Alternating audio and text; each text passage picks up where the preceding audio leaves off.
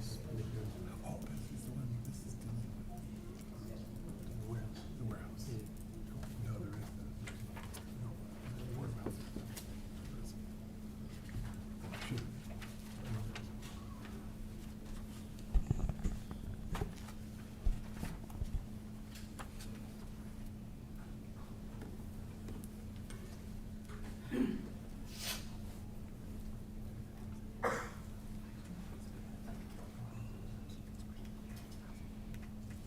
That's what I heard. Okay, we'll go ahead and get started. I call to order the meeting of the Manassas Park Governing Body for Tuesday, August 27th, 2024.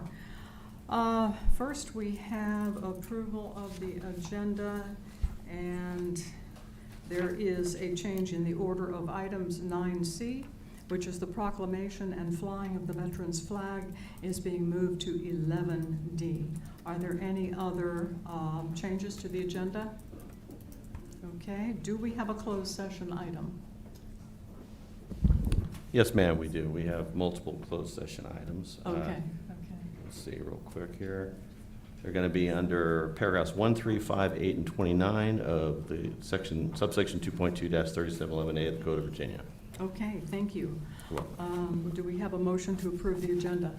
Second. All in favor? Aye. Opposed? Abstained? Motion carries. Thank you. Next, please join us for a moment of silence. And Councilmember Moore, can you lead us in the pledge? Yes.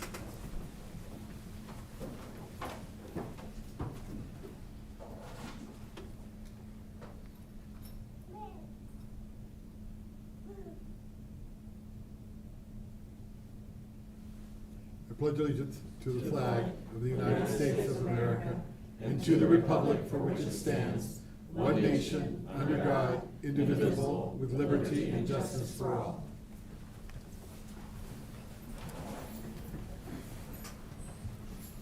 Okay, moving on to public comment time. We have one person signed up to make public comment. Jawan T1 Jack of Manassas. Would you, hi, please come to the microphone, state your name and address, and limit your comments to 3 minutes. And City Clerk will be the timer. Thank you. Thank you, Mayor. Good evening, members of the City Council and fellow community members. Thank you for the opportunity to speak tonight. My name is Jeevan Tiwari. I live in Manassas, just outside the border of the city. And I came before you with a heavy heart, deeply troubled by the tragic events surrounding the disappearance and investigation of Mamta Kaflebat. As a member of this community, I have been actively involved in raising awareness and seeking answers, but the recent developments have left us in all shock and grief. Mamta was a beloved mother, a friend, a neighbor, and her loss is felt deeply by all of us. Her disappearance and the circumstances that have come to light are a stark reminder of the vulnerabilities that exist within our community. This tragedy is a painful reminder that we must do more to protect those who are at risk and to ensure that our community is a place where everyone feels safe and supported. I stand here to ask the City Council to take meaningful actions in response to this tragedy. We need to address the border issues that the case has brought up, whether that means enhancing community safety measures, providing better resources and support for the victims of domestic violence, or increasing public awareness of these critical issues. It is vital that we continue to come together as we have done during this difficult time, to strengthen our community, to protect those who are most vulnerable, and to ensure that no other family has to endure the pain and uncertainty that Mamta's loved ones are now facing. I also want to take a moment to thank the police department for their ongoing efforts on this case. Their work is crucial in bringing justice and to ensure that justice is served. As a community, we have a responsibility to learn from this tragedy and to take necessary steps to prevent it from happening again. Let us honor Mamta's memory by committing ourselves to create a safer, more compassionate community for all. Thank you for your time and your commitment to making our community a safer, stronger place for all. Thank you. Thank you, sir. Is there anyone who has not signed up but who would still like to make public comment? Okay, seeing no one and hearing no one, we will move. Wait. Oh. Is there someone who would like to make public comment?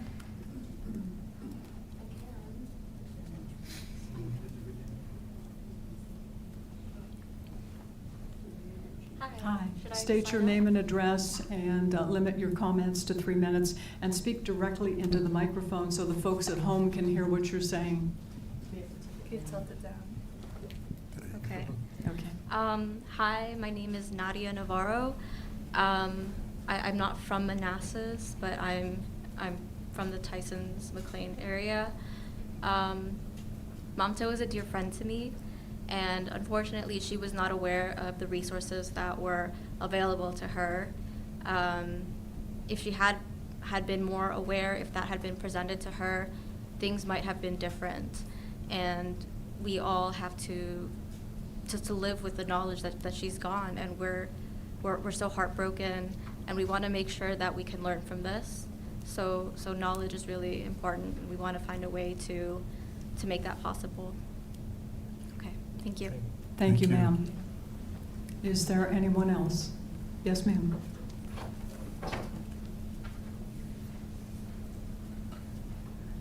My name is Helen Zarita, and I'm a resident of Manassas City, but I advocate for people in Manassas City and Prince William County. I want to thank the Manassas City Council, the Manassas Park City Council, and the Manassas Park Police Department for all the hard work and dedication in finding Manta. We're asking you to keep looking, keep trying to find out, bring her home to her family and her friends. If there's anything at all as a domestic violence survivor, I could tell you this has really hit home hard to me.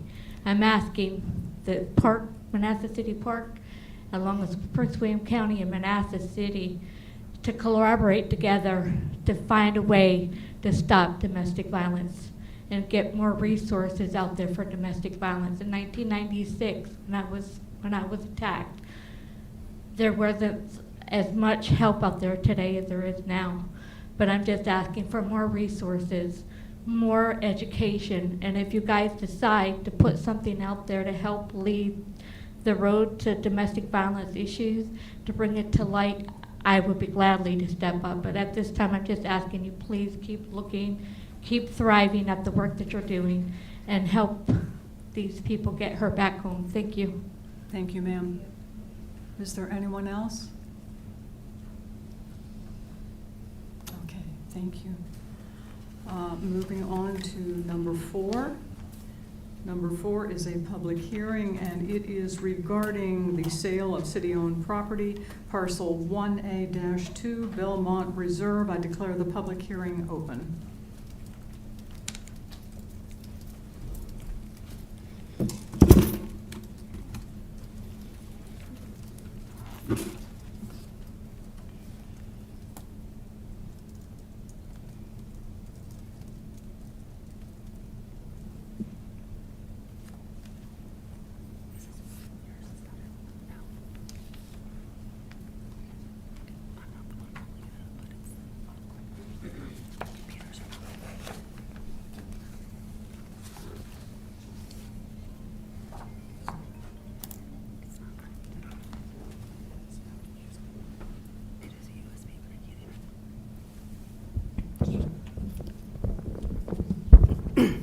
Apologies, we're having some technical difficulties. While we get the slide pulled up, just want to thank the community for coming out.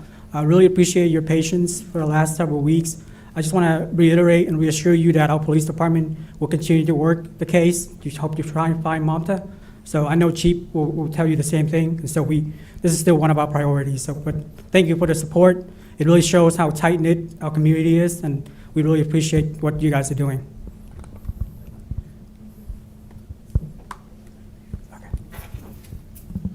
Sorry, it's still a little bit.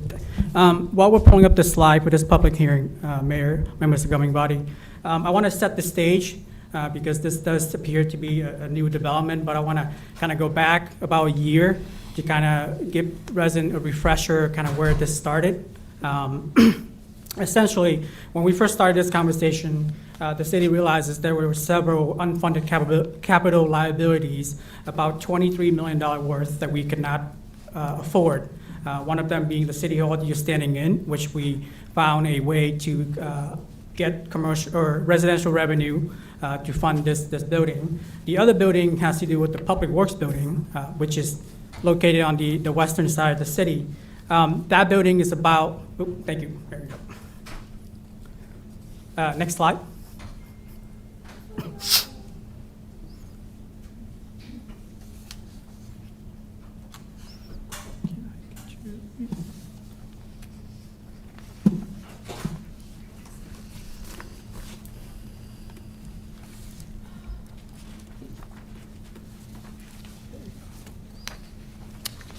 Okay, so as I mentioned, the City Hall was about $12 million, and the Public Works building was about $11 million, which at that point, we did not have the ability to fund. Next slide. Additionally, at that point, there was some initial discussion with school to provide them a space where they can park their transportation needs, as well as free up the current space that they're using for career technical education. Right now, that's still an issue that we're trying to solve. Next slide.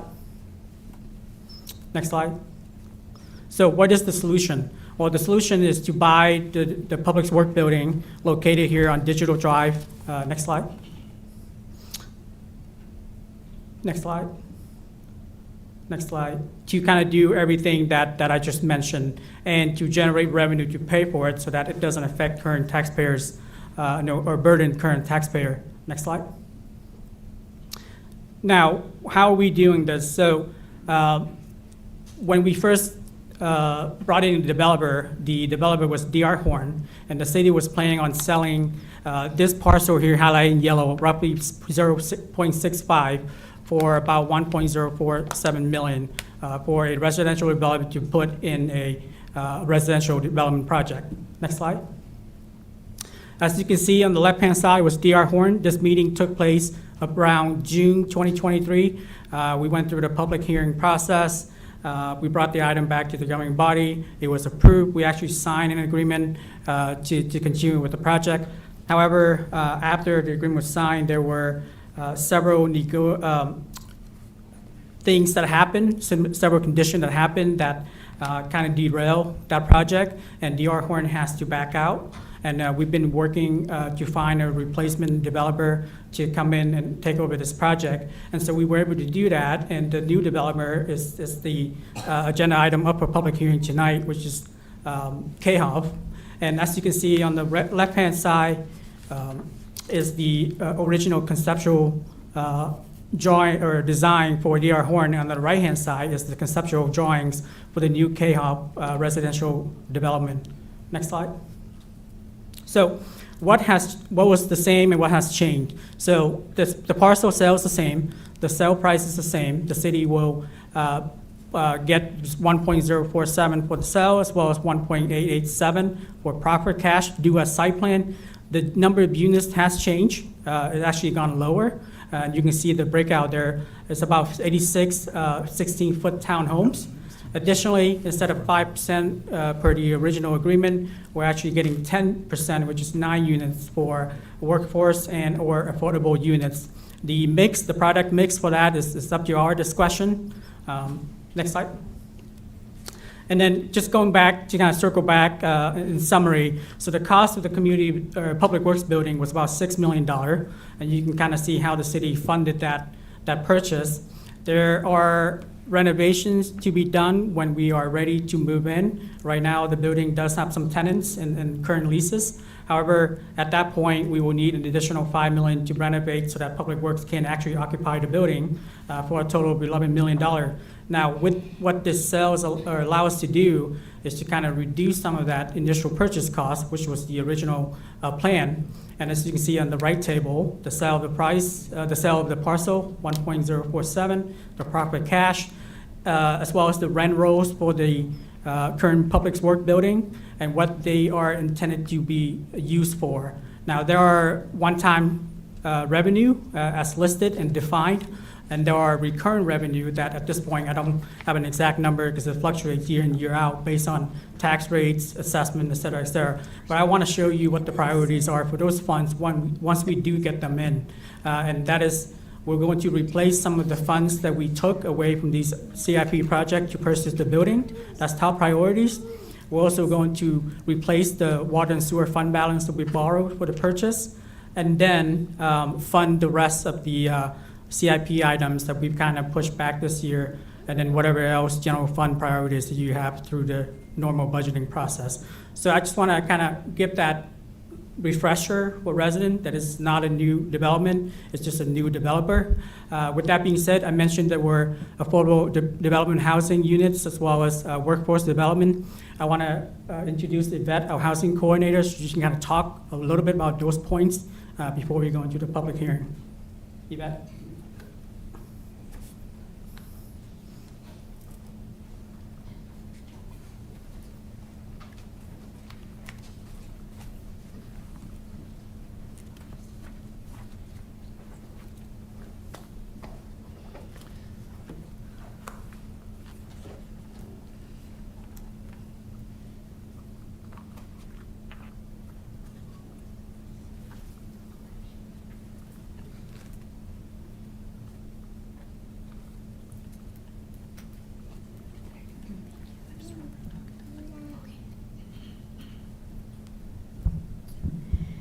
Good evening, Honorable Mayor, Vice Mayor, Council members.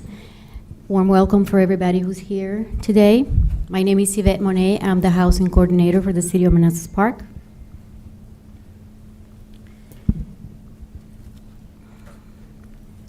In preparation for any opportunity, sorry, I'm gonna have to hold it like this. For future new constructions units to be set aside as attainable, affordable housing options in our city, we crafted a draft policy and guidelines to manage these would-be set-aside units. The proposed policy and guidelines are subject to the city's governing body review and approval. So this is not a final policy, it's just a proposal for you to review. I would like to start by referencing the Housing Needs Assessment Report completed by the consulting firm Partners for Economic Development last month on behalf of our city. This report gave us a glimpse on the existing gaps for affordable housing in our city with some recommendations to alleviate the problem. These are some of the issues raised in the report. And I have here an excerpt of the summary. So some of the things that came up, the city, and this is not surprise, and it's not just for Manassas Park, it's pretty much in this whole area, Northern Virginia. The city has not kept up with construction demand. This is no surprise, like I said, as I said. High demand and low supply have resulted in rapid price in homeownership as well as rental prices, as we know. Many workers employed in Manassas Park cannot afford to live in the city, according to the report. According to the report, less than 1 in 10 workers in Manassas Park live in the city. So those are some of the results of the report, the final report that we looked at back in July. This lack of affordable housing also creates challenges for our city's employers, including our city government, in recruitment and retention of talent.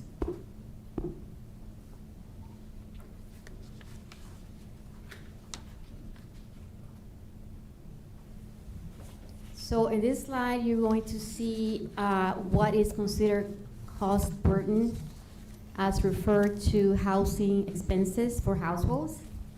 Housing affordability is defined by the U.S. Department of Housing, HUD, as housing expenses that do not exceed 30% of the household's gross income. Housing-related expenses include rent and utilities for renters and principal, interest, taxes, homeowners insurance, and HOA or condo fees for homeowners.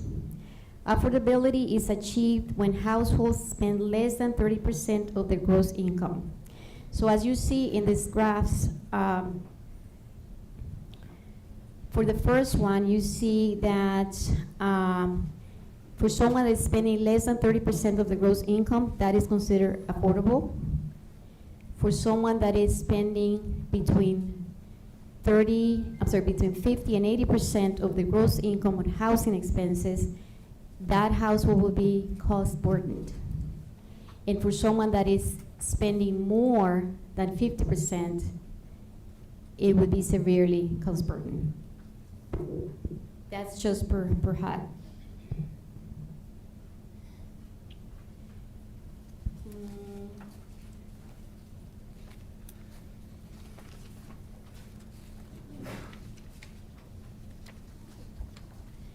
So something interesting that we discovered through this report is that in Manassas Park, our citizens, our residents, I should say, their income levels are at these categories.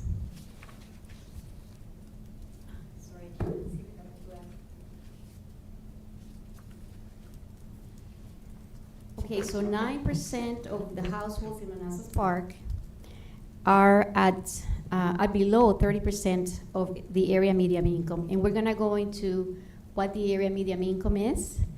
But in Manassas Park, 9% of the households are below that, which is considered extremely low income. 21% of the households are between 30 and 50% of the area median income. And 16% of the households earn between 50 and 80% of the area median income. The area median income in the Washington metropolitan area, it's $152,100. So anyone who is earning less than 80% of that is in the low income tier. Now, Manassas Park, the total percentage of households below 80% AMI are 46%. So 46% of our residents earn below 80% of the $152,100 per year.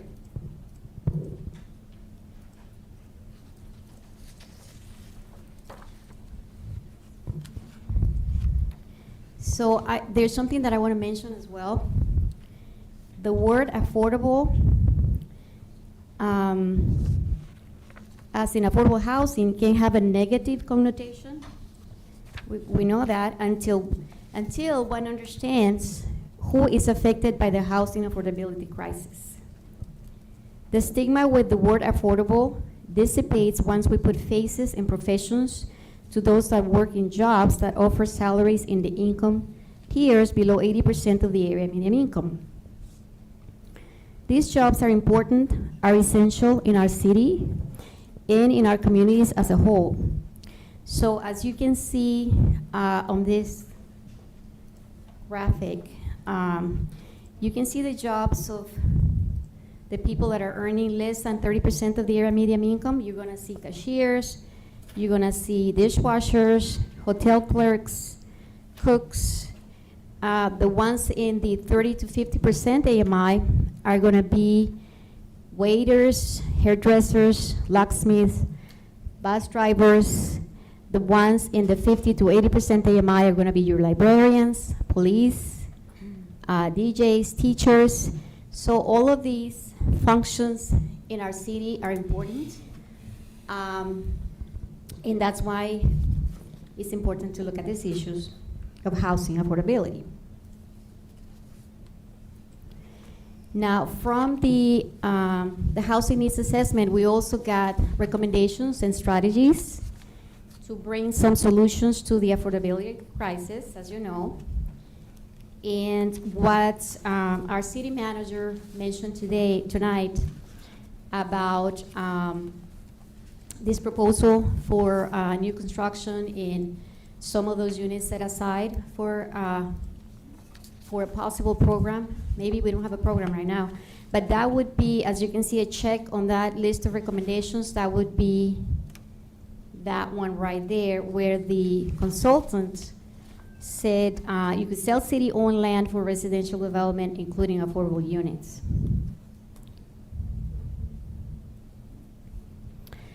All right, so going back to what I mentioned before, we prepared a draft of a policy because if you're going to have these units set aside, it can be 1 unit, 2 units, 10 units, it doesn't matter. There has to be a mechanism to manage the units. And that's why we came up with a proposal for a committed, attainable, for sale housing options policy. And the purpose of this policy would be to promote the provision of affordable housing. The proposed policy calls for 2 kinds of units, affordable dwelling units and workforce dwelling units. Affordable dwelling units would be offered to households at or below 70% of the area median income. And workforce dwelling units would be offered to certain categories of city employees. Could be teachers, police officers, and or dispatchers, excluding command staff, full-time firefighters, emergency medical personnel, and or social workers. So that's the proposal for that, the workforce dwelling units policy. With a priority for households at or below 80% AMI. Now, how would the implementation work? The percentage of set-aside units would be determined per negotiations between the legal team of the city and any developers that are interested in that. I would recommend higher percentages of set-aside units when and if a developer is leveraging financial tools such as the low-income housing tax credits. So, because they would be getting financial tools where they would get gap financing.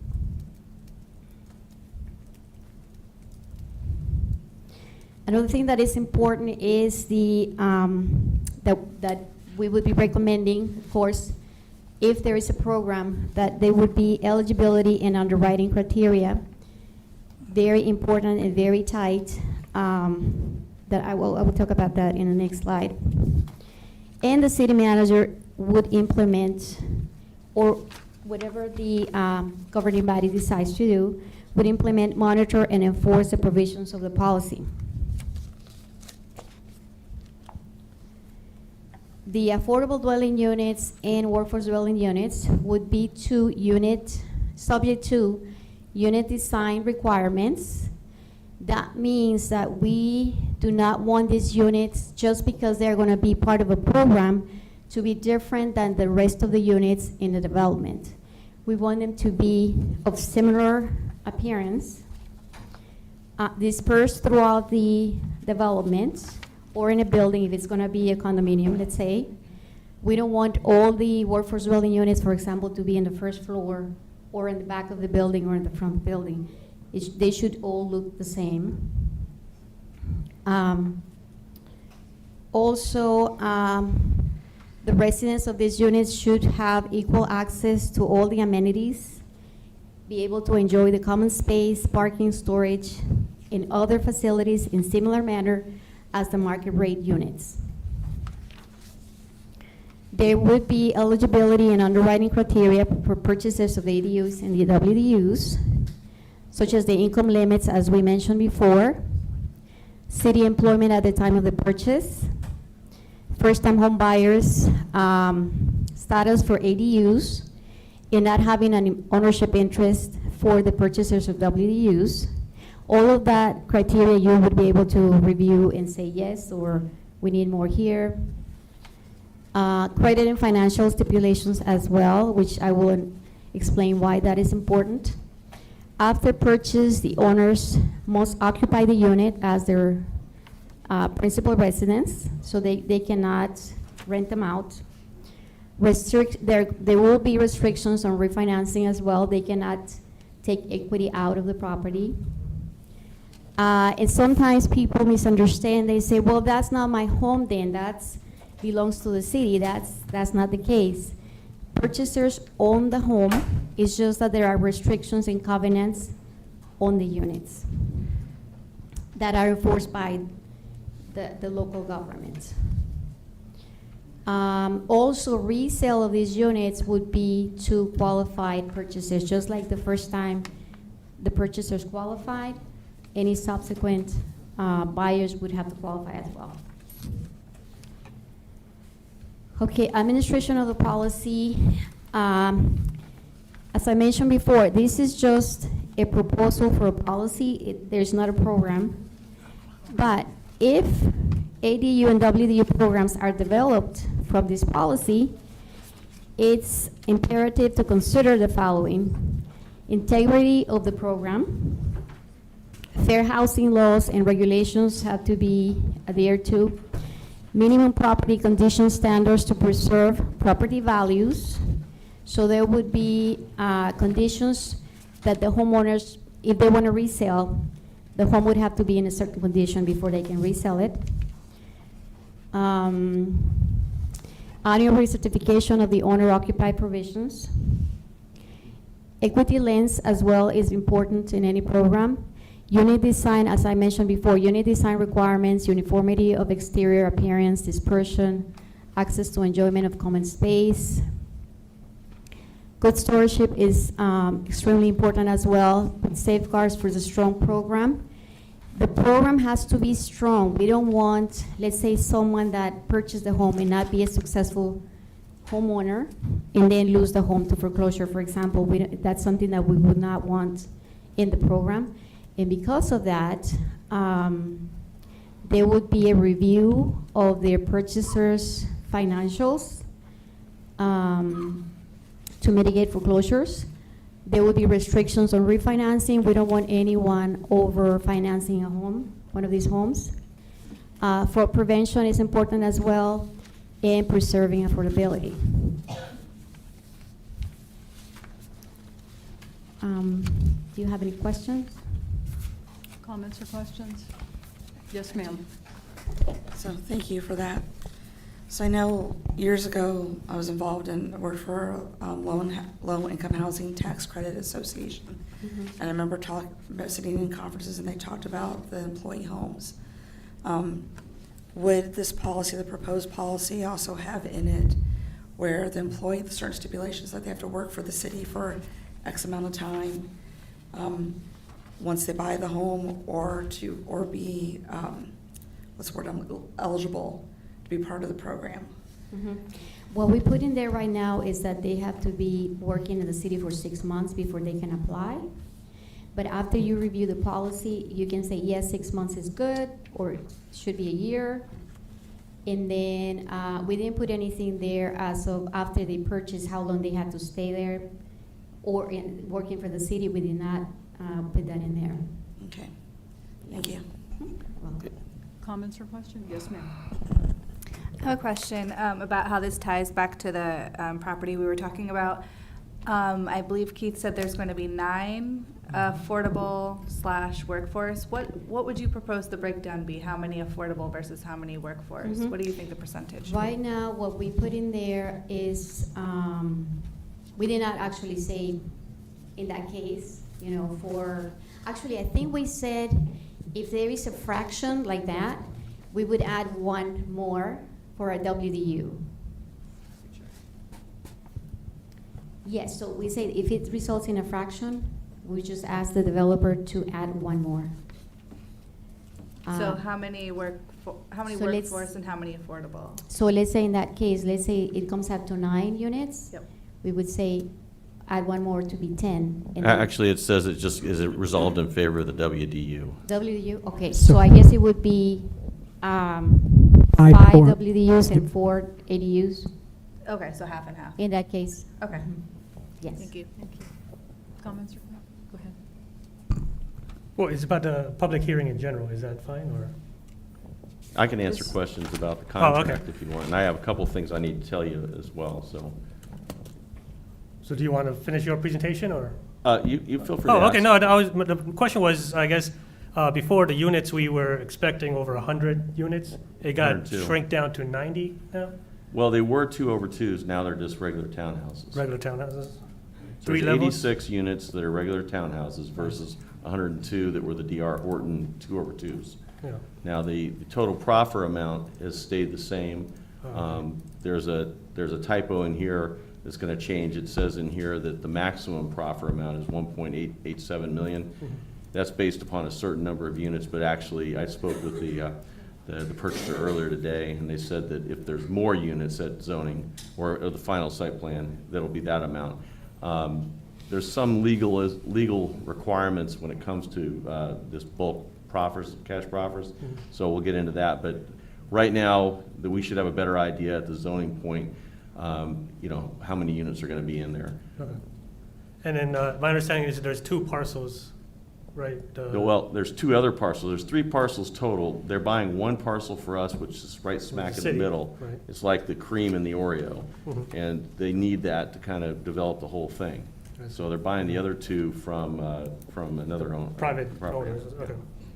And then the only concern I have is on that road, the ingress, egress, I guess, going into that development. There was no study, I think I brought this up before, if there's a need for a traffic light, or there's gonna be a lot of traffic going in and out. Well, if It's there's gonna back up to our current intersection there, I mean. Well, there may be a requirement for a traffic study done. That site has previously been the subject of a rezoning for residential, very similar. There was a traffic study done back then, and, you know, and the fact that they have moved the primary ingress egress further north should prevent the stacking. They're going to have an emergency ingress egress a little bit closer to Manassas Drive, but the primary will be up right next to the building the city just bought. And it's just one. One primary, One yeah, primary. but there could be additional, what they do typically, they'll put like a grasscrete, you know, where it's like concrete with grass coming up out of it, where you can get fire trucks over it in an emergency. They'll do that probably there. I don't know what they're gonna propose, but maybe we get something like that on the back end as well. We talk to the Belmont Reserve folks and see if we could get access through there. And then if the traffic study proves that we need some improvements on that road, who's responsible for that? Well, that would be them. So, but that's all part of the zoning. So right now, we're just talking Okay. about the purchase. They're still gonna have to come in with a rezoning application, which will get into all the details of that. Okay. And then, and in addition, there are certain site plan requirements. Fire marshal's gonna have to look at, make sure fire trucks can get in and out of there. So this is just the sale of the property, and that's it. Okay. No further questions. Okay, thank you. Dean, did you have some comments? I do, so the agreement and the Exhibit B, which is the policy that Yvette was talking about, they have had a couple of minor tweaks, and I just want to go over those. So the title of this thing was Commercial Attainable For Sale Housing. It's actually Committed Attainable For Sale Housing, very minor. However, there is a change that they put in to add an additional definition. It really doesn't impact anything. It's just, and you'll see it in a couple of weeks when we bring this before you to vote on, but it's just pointing out that something called a development construction lender has a first priority purchase deed of trust on the construction, and that it is considered to be an eligible lender, which is the definition immediately before that. So very minor, you probably don't even care about it, but I just wanted to point that out that it's a little bit different. Now, on the contract itself, we also had one additional change, and then also I wanted to point a couple things out. As I already pointed out, the proffers are going to be a floor instead of a ceiling, but it'd probably be right at that amount. I mean, I'm not sure they can get many more units on there, but they're going to try. We also had, an association with the ADU WDUs. There's a language that was added it's page 10 of your packet, page 7 of the contract. It just says that basically, once they sell it, it's the city's responsibility to enforce the ADU WDU policy, and that people aren't going to go after them for this, and that's fair. I mean, that's pretty much what the plan is for. But they clarified that. And I did want to point out a couple of one minor change and then one that might be a substantial change from what D.R. Horton had proposed. The deposit is gone from $50,000 to $25,000. I don't think that's a big deal at all. But one thing these folks have put in is essentially a liquidated damages clause. And let me find that one for you so we can go over it Just a second here.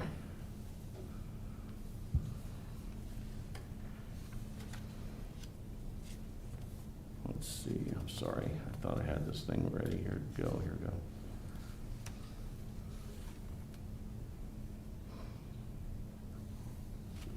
Yes, if you go to page 13 of your packet, page 10 of the contract, in subsection 14B, it says, I'll just read it, it says, if seller defaults on the seller's pre-closing obligations, or if seller defaults under this contract on seller's obligation to proceed to closing, and buyer is not in default, so we are the seller, they are the buyer, and buyer is not in default under this contract and is willing and able to proceed, then buyer shall be entitled to, and it lists, it says, terminate the contract in which the event the deposit will be returned to the buyer, pretty straightforward, and seller shall reimburse buyer for any third-party costs incurred by developer with respect to its performance of this contract in amount not to exceed $150,000. So that's basically if they do everything right and we just decide not to sell it, you know, they want to make sure that their out-of-pocket costs are covered. I don't think it's unreasonable for them to expect that. We did cap it because originally it was just an open-ended amount, and that's not something you can do. You can't agree to an open-ended amount, so they capped it at $150,000. Wanted to point that out. I don't think it's unreasonable for them to expect that. They want to make sure they're not, you know, going through all this and then just get it yanked, you know, at the last minute. But other than that, the substantive terms are basically the same as what we had with DR Horton. Are there any comments or questions on what Dean has said? Just that last point was like, after the sale of the land, is there a time that they need to start setting a site plan or anything? Or? Yeah, there are timelines in here. I'm sorry, I don't know them off the top of my head, but let me see if I can find them real quick. It's in here? It should be in the agreement, yeah. Yeah, let's see here. Yeah, sorry. And then if for whatever reason, if they don't move forward, then land reverts back to us, I assume. Or they just keep it after the sale. Well, the deposit, it really depends on where the deposit goes. So if they decide they don't want to move forward Yeah. within certain time limits, then the deposit goes back to them after the study period, and you know, then if they are just pulling the plug just for no reason at all, then we get to retain it essentially. I mean, that's the layman's term. It says here there shall be, let's see, one of the conditions precedent. So basically the contract's written in such a way that they're going to go through rezoning, site plan approval, all permitting, everything's going to be ready to go, and then we're going to close. So I suspect that shortly after we close, they're going to start building rather quickly. So I'm not overly concerned about that. We did put some language in here that said that if they decided to waive some of these requirements, they'd still have to pursue diligently the you know, all the different the site plan and the permitting and stuff, because we don't want to sell the land and have them just sitting there doing nothing. Right, exactly. But Okay. any other questions? The purchasers here, I don't know if you guys want to get up and say anything, change anything I said or disagree. No, Dean, you did a great job. I'm Justin Tochterman. I'm the land acquisition manager for Virginia for K. Hovnanian Homes. Martin Reiser, our VP of land for the Mid-Atlantic, is here.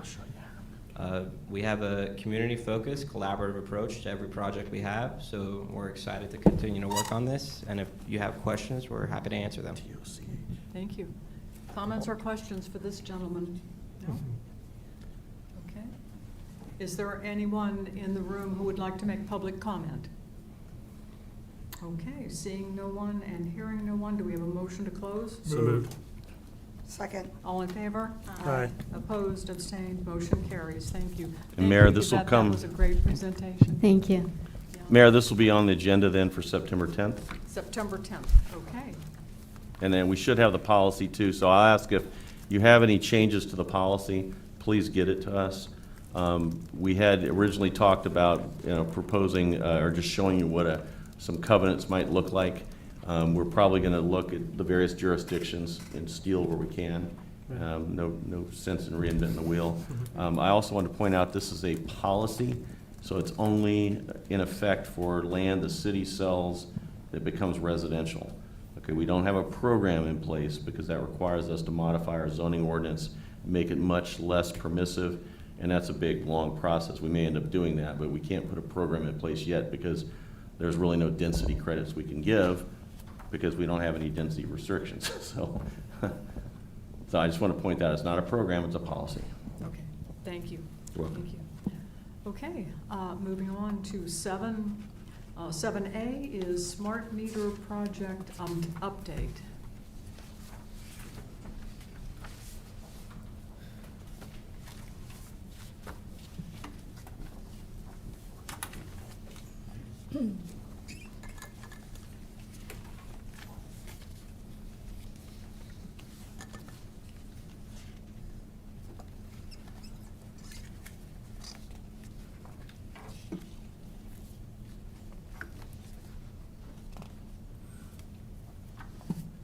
All right, good evening. Tonight we have,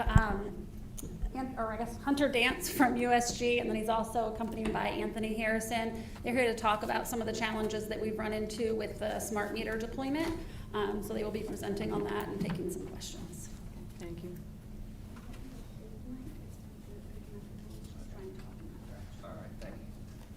Good evening, Mr. Vance. Good evening. Nice to see you all again, Ms. Governor, Mayor, Vice Mayor, Governing Council. Thank you all for having us. My name is Hunter Dance. I'm your water system consultant for USG Water Solutions. I have Anthony Harrison here with me. He's our Assistant Director of Operations for us, for the U.S. Appreciate the opportunity to be here and discuss the progress of the smart meter project and the AMI deployment. Process, just a little recap of who we are. We're USG Water Solutions. I've seen you all several times over the years. We had different shirts on a couple times. We had different parent companies over the last few years, but we just celebrated our 61st anniversary, and we're a specialty solutions provider, contractor for water and wastewater infrastructure rehabilitation. We do steel tank, concrete tank services, water quality, AMI, and concrete plant rehabilitation. The purpose of our presentation is to bring you up to speed on the progress of the project. And Anthony is going to, I'm going to pass it over to him in just a second, and he's going to talk about the operations side of it, and some of the challenges that we faced and what we've done to overcome them, and what the future is looking like. Real quick before I pass it over. Here's a snapshot from yesterday. This is the Aclara One software that city staff is monitoring. We also monitor it and maintain it for the city. And this shows, to date, we have installed 4,081 new 100% accurate smart water meters, and they are reporting a read rate of 99.87%. This is what the kind of the home screen looks like. So, if anybody's not familiar with the technology, the city no longer has to send staff out to read water meters. They get all the readings right there at the desk. So it allows customer service to be much more proactive versus reactive. We can spot a leak and notify the resident before they even know it's there. So. But that's where we are to date. And any questions before I turn it over to Anthony? He's gonna discuss the operations part and the challenges and all that. Questions? My assumption is he will discuss the problems. Is that correct? Yes, ma'am. Okay, thank you. Anthony?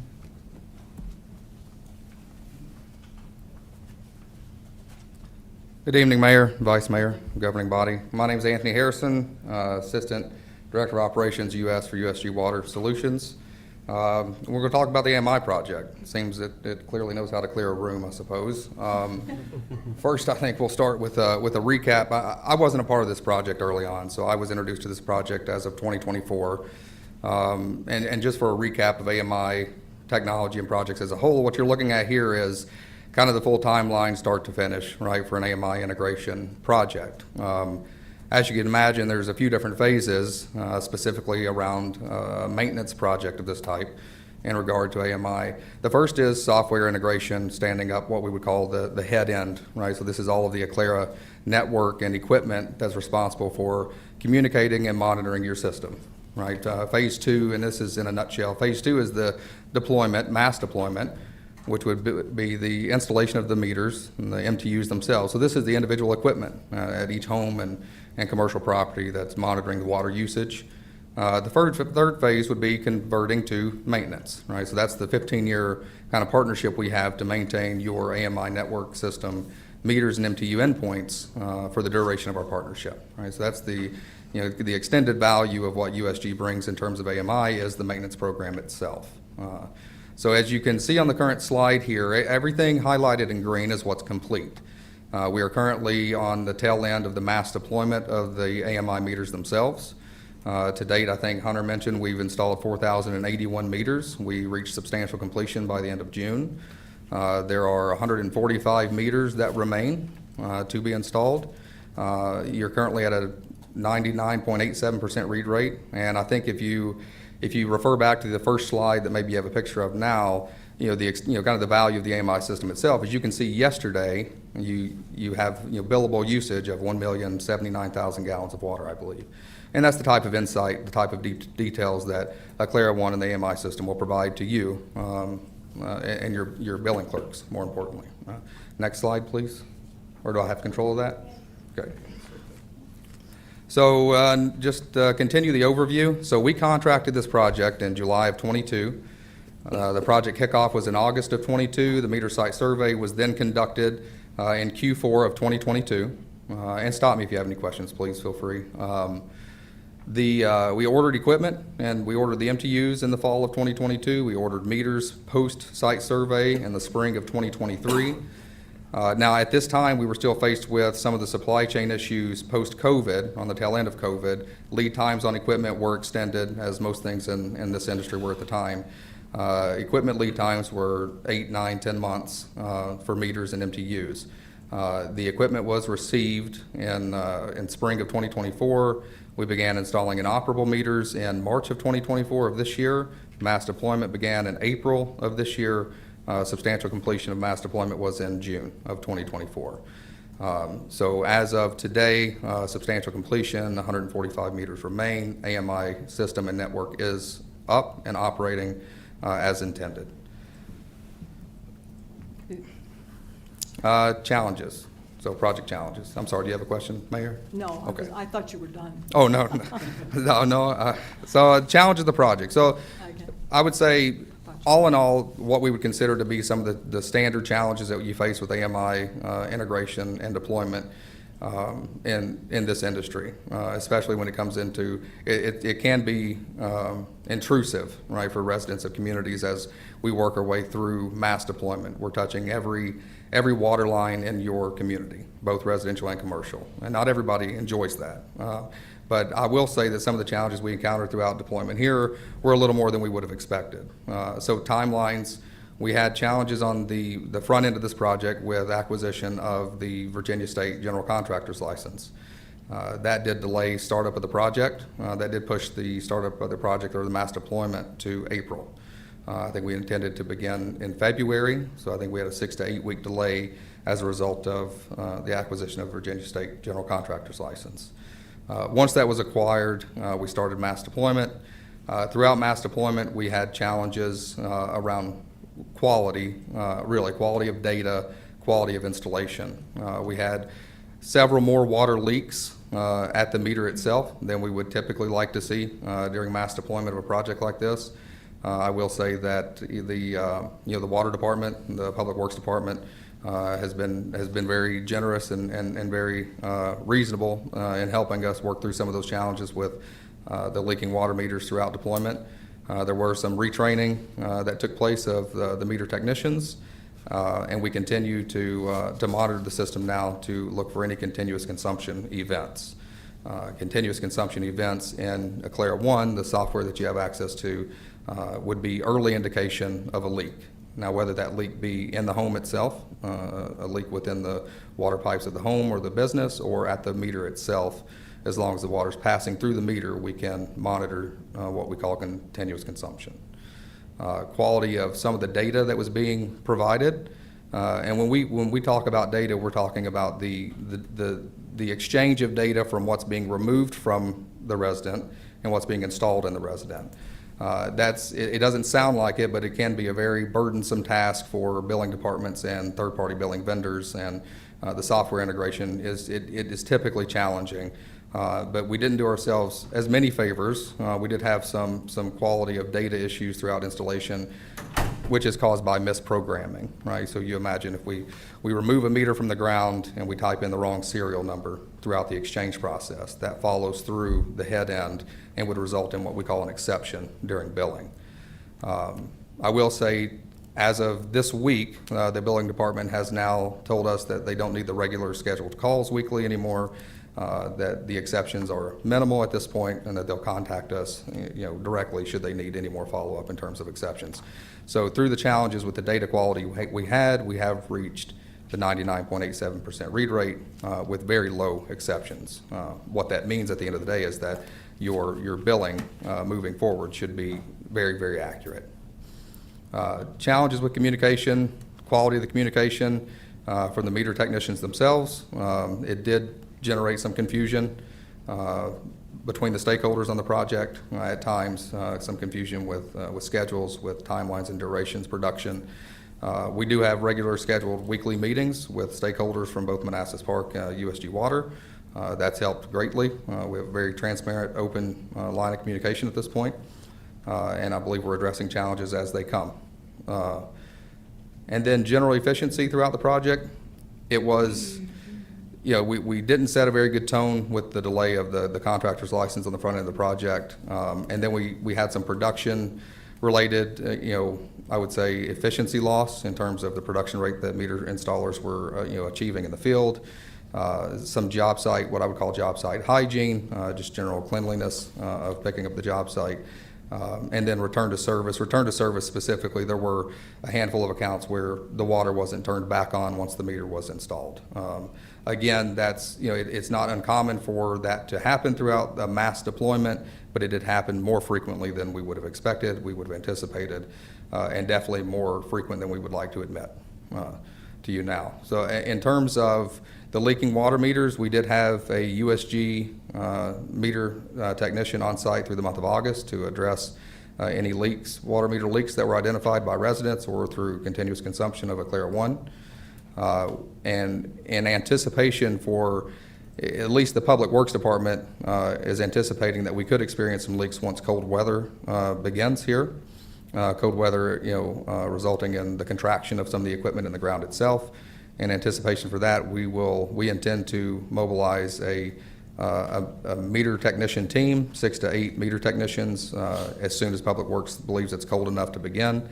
We'll start a mass meter check proactively, preemptively, to identify any leaking water meters once cold weather comes.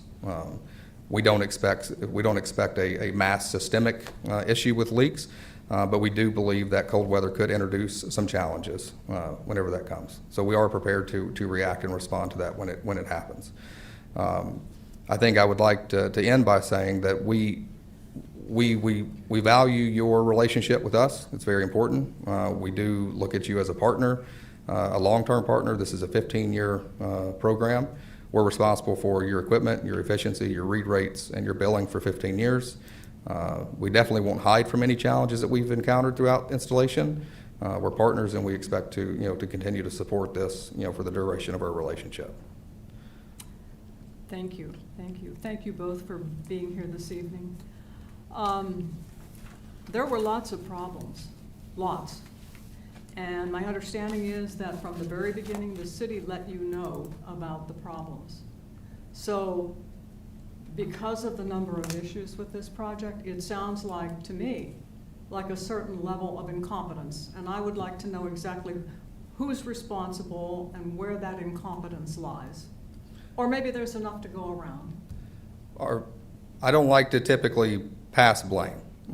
You didn't pay Second Sight to install your meters. You paid USG Water to install your meters. We had a lot of challenges with our subcontractor. That shouldn't be the focus. You contracted with us and you paid us.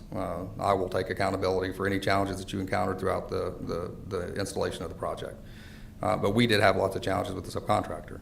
That's where the disconnect was, quite frankly. Once we begin mass deployment, mass installation of an AMI project, switching contractors can sometimes cause more harm than good.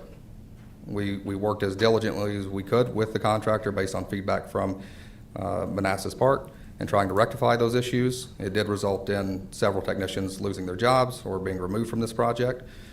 Since then, the project manager that was responsible for this project is no longer an employee of the subcontractor. We have gone through very rigorous counseling sessions with the subcontractor that was here in Manassas How Park. far into the project did you change subcontractors?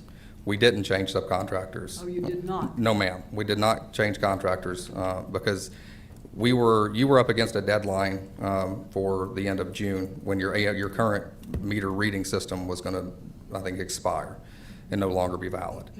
Had we made the decision at the time to switch contractors, I believe it would have resulted in us missing that deadline. Had circumstances been different, had the allowable time given us an opportunity to change contractors, we most definitely would have entertained that option. But quite frankly, admittedly, we wouldn't have had time to do that. Well, all I can say is the city contacted you and let you know from the very beginning what the problems were, and quite honestly, this makes the city look bad. I mean, residents look to the city to make things go right. Understood. Yeah. Okay, any comments or questions from the governing body? Yes, ma'am. Yeah, I'm just going to echo that. I've had a lot of calls from residents over this. People were not informed that their water was being shut off when you started your work. People's water wasn't turned back on. Caps being left off. Their water just flooding into the road when they came home from work. So to hear that you're expecting more problems when the weather turns cold is very concerning. Yes. So what, and I also want to say our Public Works Department has been fantastic helping clean up the mess, but they are short-staffed and they do not have the time to clean up the mess that isn't theirs.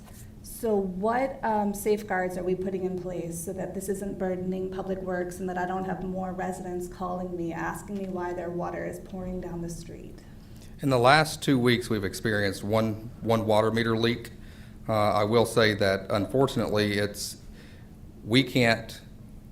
I don't anticipate, like I said, just to echo that, I don't anticipate a mass systemic issue with meter leaks come cold weather. But Wayne from Public Works did bring up a good point, and it is a valid point, that if we have experienced leaks, cold weather may introduce some more of those challenges.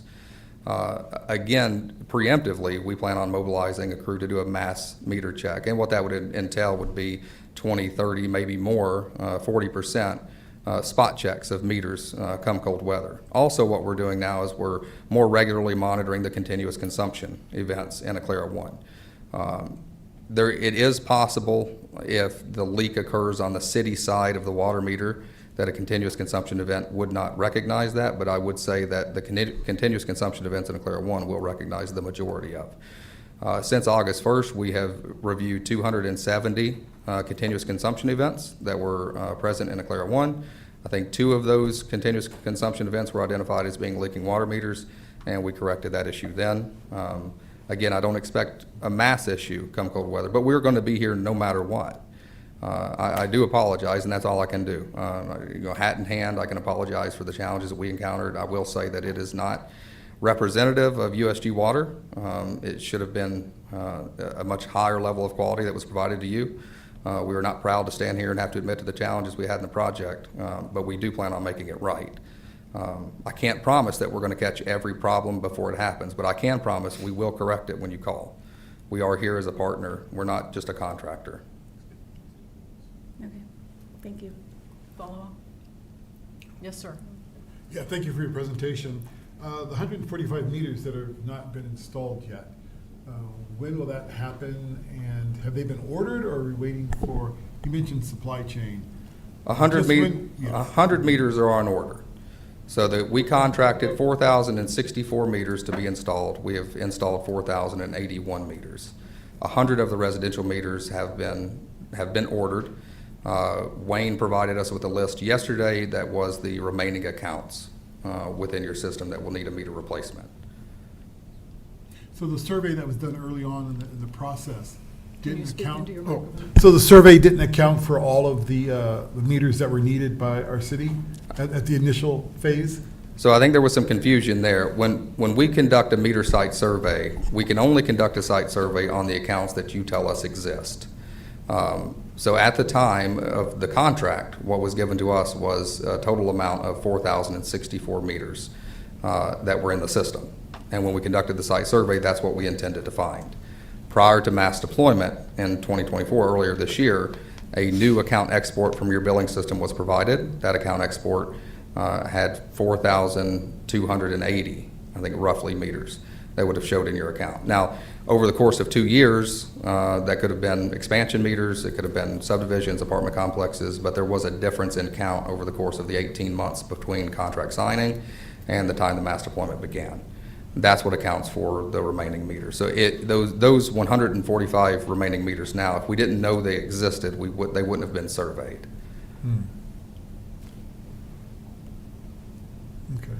Follow And up? so again, just to recuperate or to finish up, the 145 will be implemented when? Next 3 months, 2 months? We expect by the end of the year. At the end of the year, okay.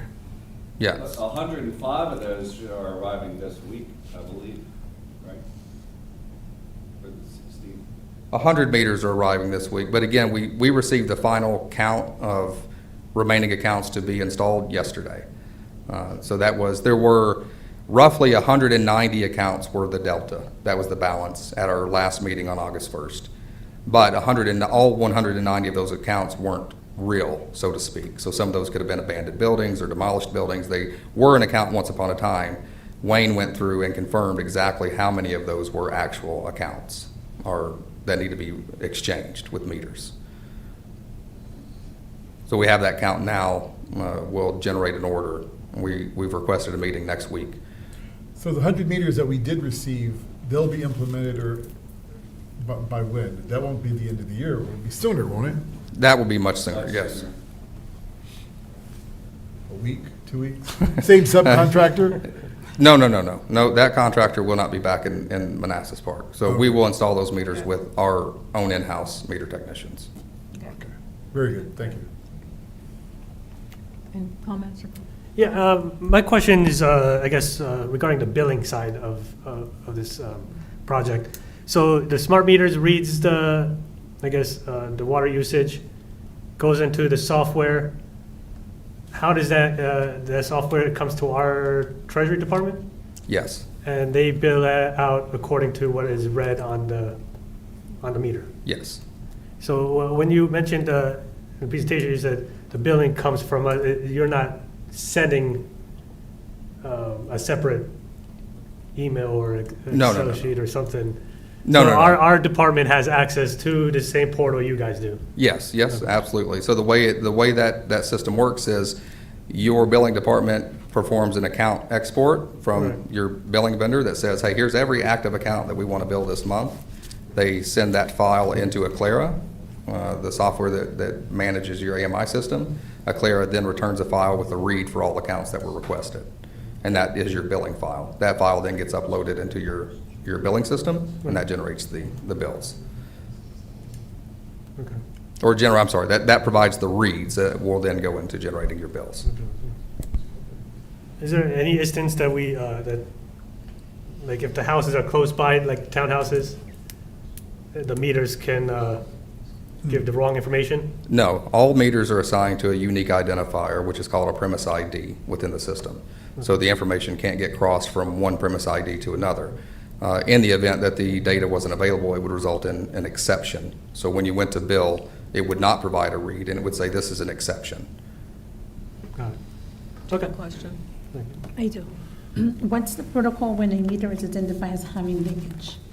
I'm sorry, can you What's repeat? the protocol when do you know what's the protocol when something is leaking?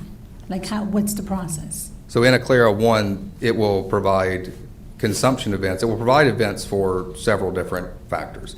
No usage, low usage, high usage, continual consumption. So continuous consumption would be the indicator to say, hey, water hasn't stopped moving through the meter. So there, we expect that there's a leak somewhere. Now, in Aclara, you can determine what the threshold is that you want to say, this is a red flag, for example. What's a critical event? If we say, is 5 gallons an hour a critical event, that's part of a conversation with you folks or with the client or the municipality. I think specifically for Manassas Park, the critical event threshold is 5 gallons an hour. So in the event that you see continuous consumption events in Aclara 1, depending, right, if you see 10 gallons an hour as a continuous consumption event, the recommendation would be that you reach out to the homeowner and inform them that maybe they have a leak. If you see a continuous consumption event that's high usage, say we saw 200 gallons an hour or 500 gallons an hour at normal times of year, right, is irrigation possible or no, then maybe we would expect there's a leak at the meter or a significant leak in the home.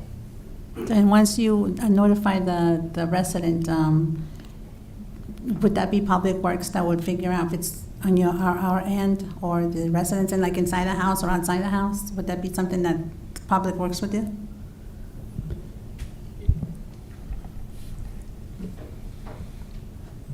Yeah, so more than likely, there would be a work order generated by water billing. I would say we have an irregular event here. That work order would go to Public Works staff to go out and investigate in the field. We would only be able to open the meter crock lid and see if the leak is actually at the meter. Water billing can contact the owner, recommend a leak test. They, with the owner, like a standard leak test that we've been performing for many, many years, the owner shuts off all the fixtures in the home. If we still see water moving, it's usually indicative of like a lateral, a lateral rupture. If they've shut the valves off to their toilets and we still see water moving through the system, it almost certainly has to be a ruptured water lateral, broken water lateral, and that would be on the owner to repair. But this system doesn't allow you to go days, weeks, months without understanding that you have a broken water lateral. This gives you the ability to recognize that broken lateral within hours, a day at max, and we can start working with the homeowner to let them know about the problem. And the customer portal will then allow the actual residents to connect to the Aclara system and set their own triggers for continuous consumption, which then gives them a warning without us even being involved that you've got continuous consumption at your home. If you're not home, where's that water going? And they'll likely call water billing, say, why am I experiencing this? We'll give them our standard recommendations and start the process that way. But it's sort of like a two-sided attack. The city will have access to the data. The customer will also have access to the data. Okay, sounds great. Thank you. I have a quick question about the system. That's a form of a SCADA system and has the ability to alert directly at real time, correct? Yes. And you have the ability to send that directly, as you said, to the homeowner itself? And you said The homeowner can log in, set up an account into the customer portal, and they can see their own data, just like you can with a Novec smart meter or a gas smart meter. You can actually monitor your consumption. You can see when you're spiking during the day. And it's live, it's not delayed, there's no... I believe it's 100% It's live. near real time, for sure. Real time, So, on that note, so there's two different platforms, right? What we've been talking about is the internal staff platform where Public Works, water billing can monitor usage. There is a customer service or customer-facing platform called Vertex. We will roll that out for residents to, self-enroll, monitor, get all the alerts, et cetera. We just haven't done that yet because we're still installing meters. At some point, that will become available. In that alert, it automatically generates a support ticket or support order. It doesn't have, does someone have to actually look at it, or does it automatically do that? That system, the SCADA system. I believe the way Aclara 1 would work, the water billing would see, would be the set alarms and the set, events. Right. They would be called in Aclara 1. So if you see it every day when water billing arrives, they're going to see continuous usage events from, the overnight hours, and they're going to say, oh, why are these events in Aclara 1, generate work order tickets for Public Works to investigate. Does it automate that process, or does someone have to actually monitor the event? So our work order system through water billing is in Keystone, Oh, not okay. Aclara. Okay. So I don't think there's integration for the actual work order piece. It would still be billing staff taking the data that they find in Aclara 1 and generating work orders in Keystone and then passing them on to Public Works. Okay, thank you. Thank you. We Yeah. also have what we call our Visio Center in Atlanta, where we have a team, they're dedicated to monitoring all of our clients' AMI systems as well. So they will send you any alarms that you may not see. It's kind of an extra eye in the sky.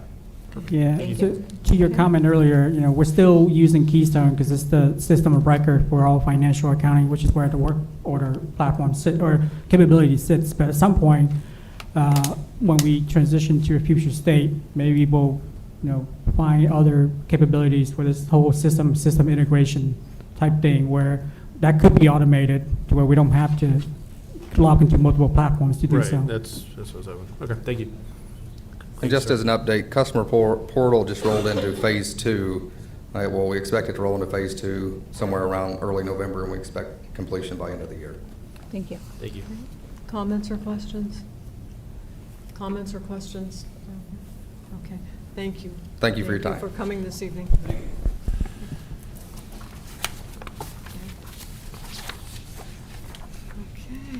next on the agenda is July 6th fireworks presentation.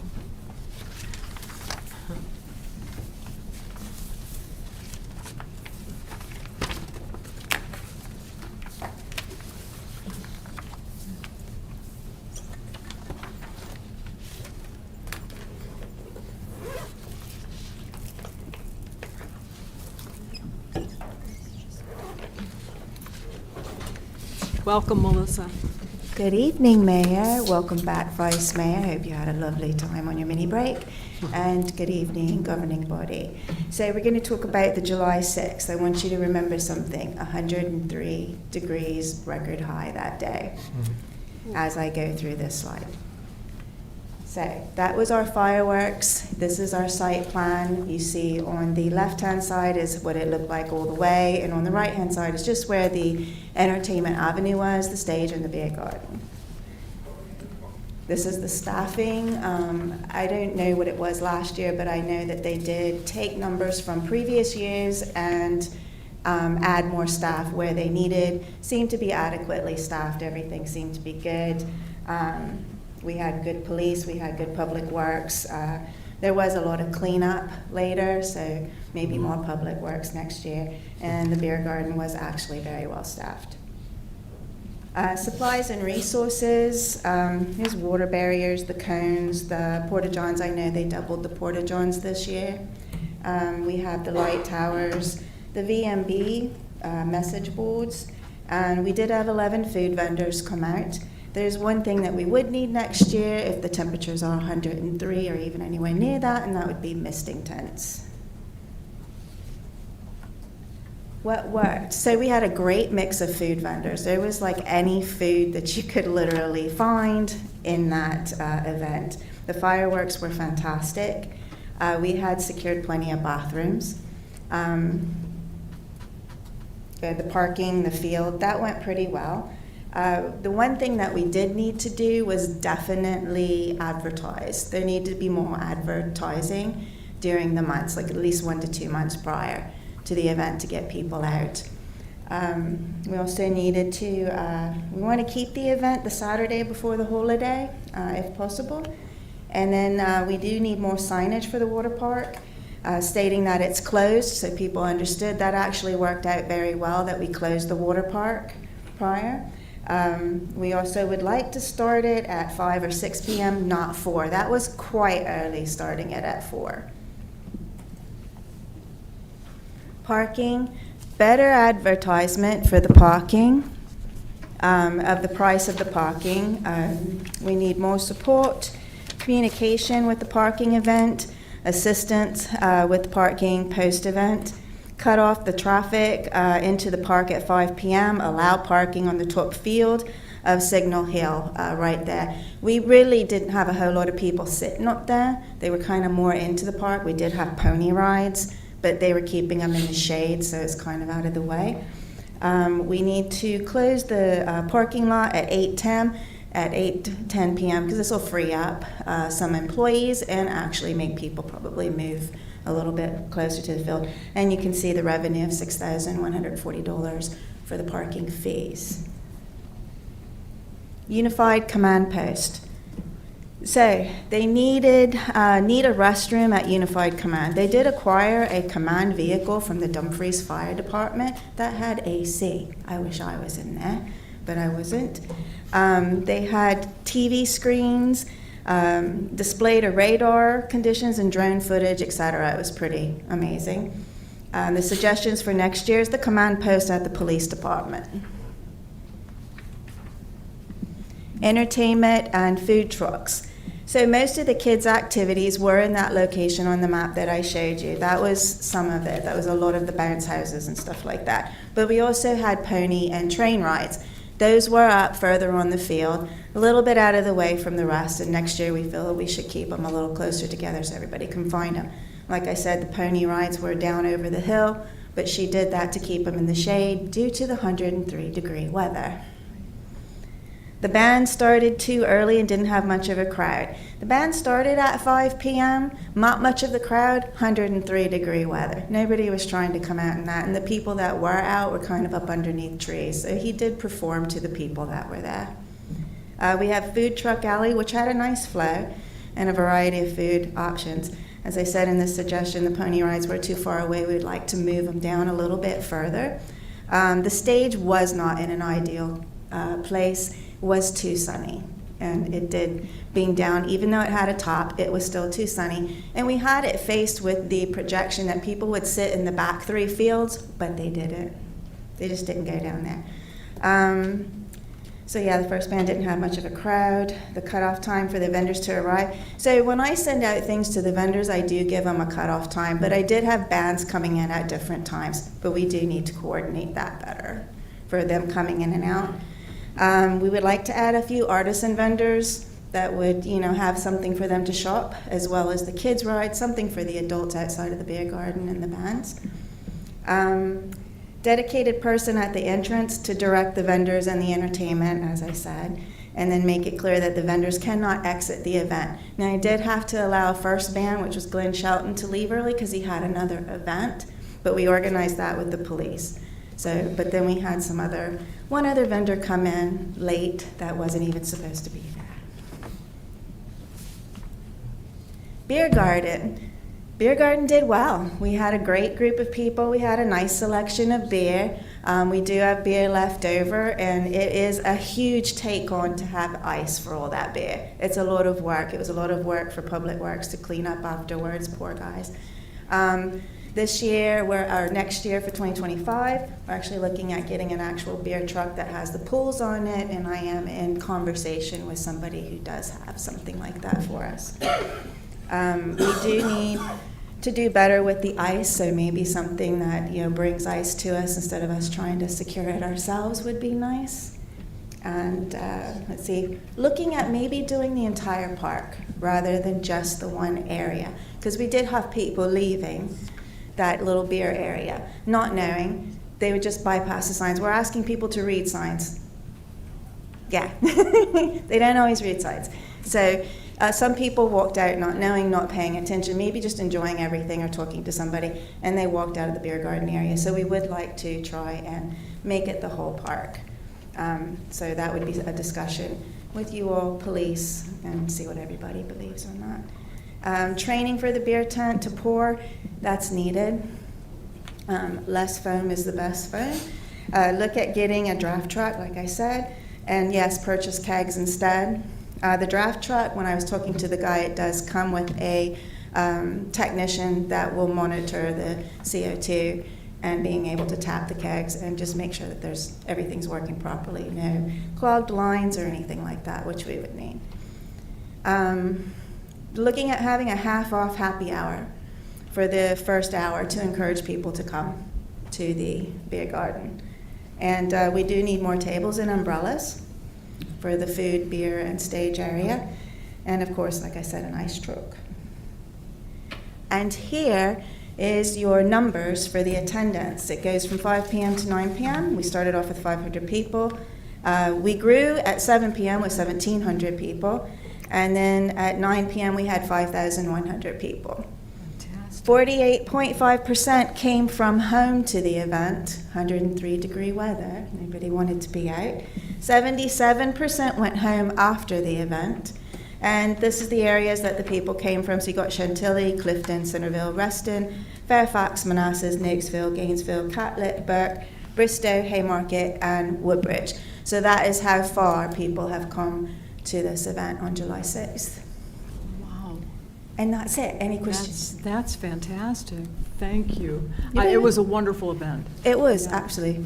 Yeah, police, Public Works, everybody came together and did an amazing event. It was brilliant. It Brilliantly certainly done. appeared that way, too. Yeah, it was very good. Do we have comments and questions?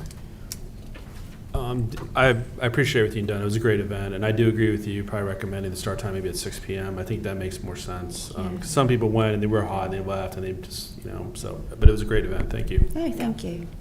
How did you know what city they came from? How did you get that information? So there's a person, Placer AI. I contacted Clayton. We haven't yet purchased that software, but that software allows me to get all of that information. It tells me where they're coming from, so we know if any of the marketing that we're doing is reaching, if it's good in those areas. It tells me how many people have come to the event, at what times they've come, and it to tell me where they are coming from, and where they coming from home, where they coming from some other place. Cool. But it gives me an accurate number of how many people were there. Nice, thank you. Yeah. Comments or questions? Yes, ma'am. Yeah, I just wanted to say thank you so much. It was insanely hot. It was. But a lot of people came and they loved it. I've had nothing but compliments about the fireworks, the food trucks, the beer tent. So thank you so much to everyone who was out there sweating to get that together. Everyone here. Comments or questions? Yeah, terrific event. I just would add my voice to the fact that we keep it on Saturday instead of the 4th of July. I think it just gives our employees an opportunity to spend with their family. Yes. And so hopefully we can keep that. Yeah. Absolutely. Glad we do it that way. Do you have a comment? We need a dunk tank next year. A dog tent? I think Madam Mayor You're gonna volunteered volunteer? to sit in one.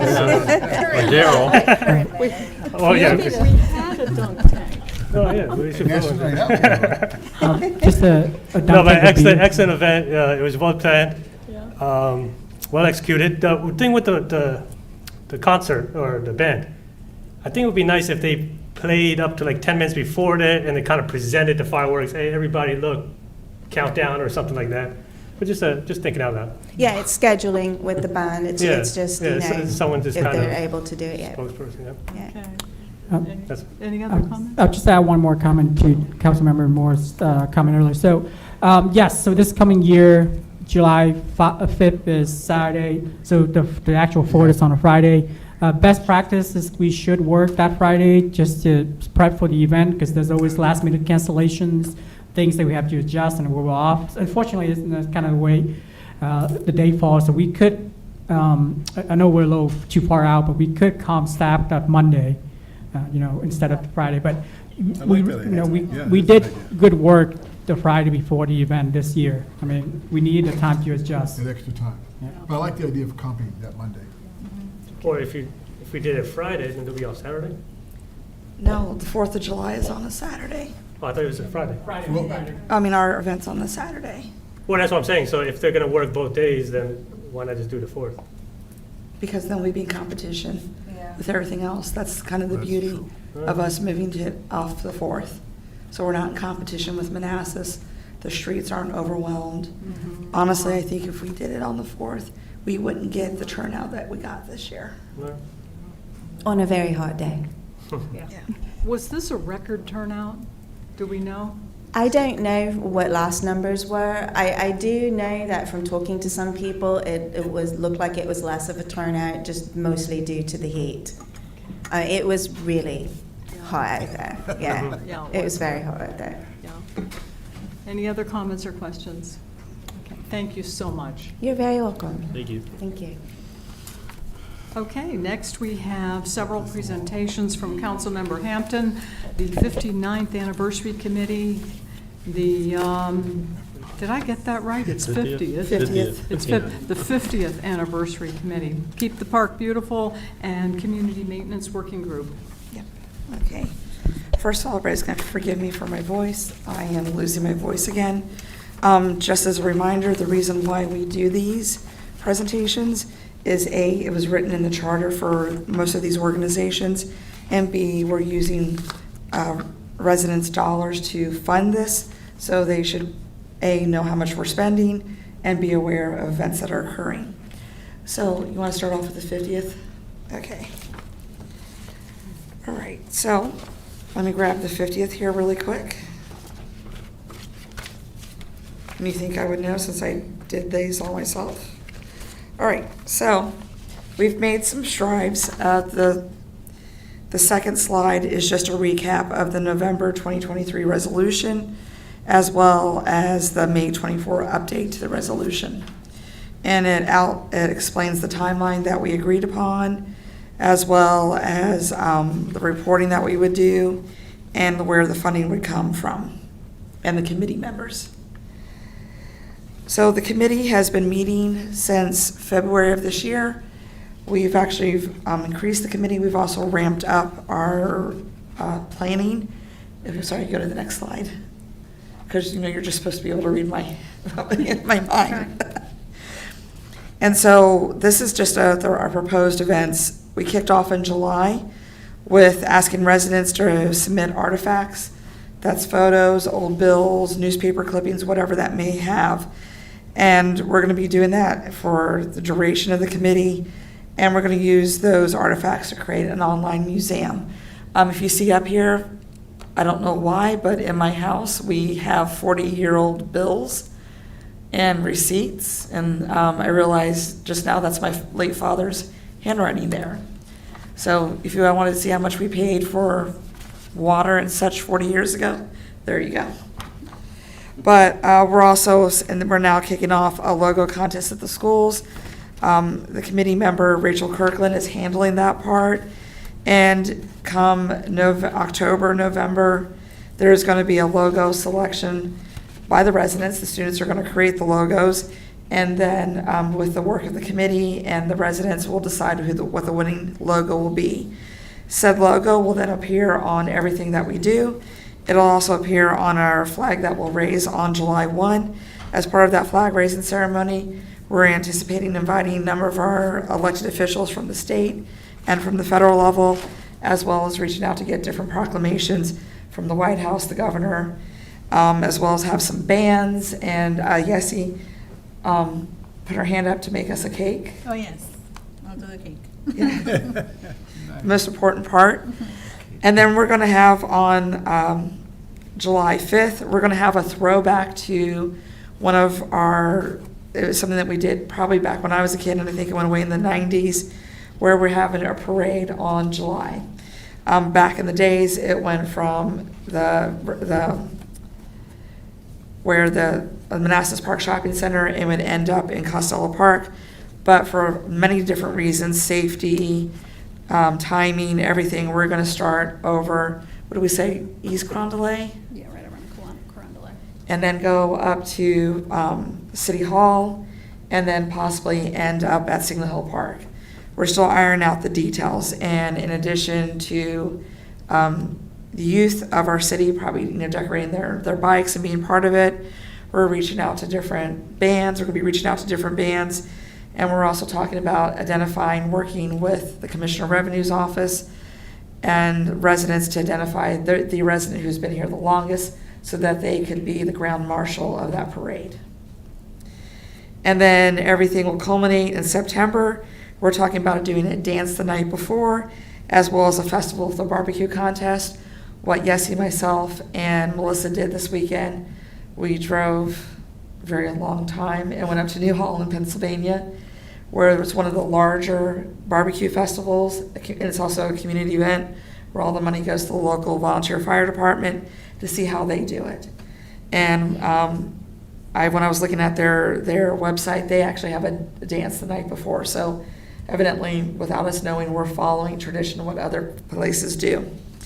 More to come on all of that. We promised that we would tell you what the finances are. We were given $2,000 in the fiscal '25 budget. We spent $1,400. That's on a project planning software that is web-based, that all the committee members have access to. And that's one of the ways we'll be updating one another about where we are in progress. We are going to be working on a budget here in another week or two. And then Yessie and I will sit down after the Latino Festival and start carving out a sponsorship. Because the idea behind all of this is that we are trying to spend the least amount of taxpayer dollars on this event, generate enough revenue to have some good prizes for the barbecue event, pay for everything, as well as have money left over to give to the Bell Foundation. And that's in line with supporting and celebrating the city school system's 50th anniversary, which will be next year as well. And over here are just some artifacts that I found in my house. The upper left-hand corner, that is my neighbor's house. Her mother and father came out and took pictures when they were building the house. And the second and third generation still live in that house. Over on the bottom left-hand side is an article about Mrs. Riley. If you lived here in the 1970s, 80s, and early 90s, and you took piano lessons, chances are, if you lived in Manassas Park and Manassas and parts of Fairfax, that's who you took lessons from. She lived over on Evans. And this had to be like early 70s or 1980s. This is a picture actually from my front door, looking at the neighbor's house, and they always drove Plymouths. That's what I remember. And just as a little side note, that was Mr. and Mrs. Giuliano's house. He passed away late 90s. She passed away a few years ago. He actually played baseball in Puerto Rico with Satchel Paige, and did not know that till he passed away. And if you don't know who Satchel Paige is, go look it up. And this is also back in probably into the early 2000s. We had a host full of nonprofits in the city. One of them was the Signal Lions Club. Long stories about that, but you can see here where the president of the Lions Club nominated, and it was actually my father, for one of the grand awards for the Lions Club. And then if you go on to the second page, this is part of the award, and I even didn't realize how much my father gave to the city. So I found this was kind of interesting, and this was very indicative of that generation. One day you'll hear about Mr. Steele, Mr. Wren, what was the other gentleman? Bill Reese, all sorts of stories. Orville Domer, very dedicated individuals. And back in the day, at one point we did not have a paid fire department. Then we went partial paid and volunteer. And so I think this is the 1980s, and it's got to be the Christmas when Santa would come down the street. And over to the right-hand side is payment of business license. And I put this in here. If you see who signed it was Jonelle Pizzola. If you go out there and take a look at the list of city council members, you'll find her husband's name as well as her name. I didn't realize that she worked in the treasurer's office. And that is it. All right. What's the next one you want me to tackle? You tell me. Let's do community maintenance working group. And while she's putting that up, I'm asking any resident in Manassas Park, past and current, if you have newspaper clippings, if you have pictures from times at school, things that happen in the community, pictures of you in your old letter jacket, please send it in. Just go on the Manassas Park website, look for 50th anniversary, send it in.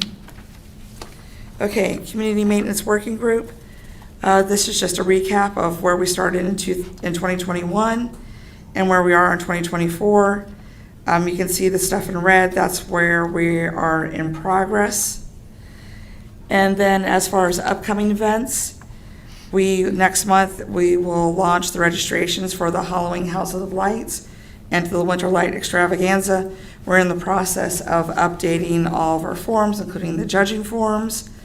And we'll be announcing the winners for the Halloween House of Lights in October. December will be the Winter Lights Extravaganza. And in December 24, the house that won in 2023 will be the Grand Marshal at the Light Parade.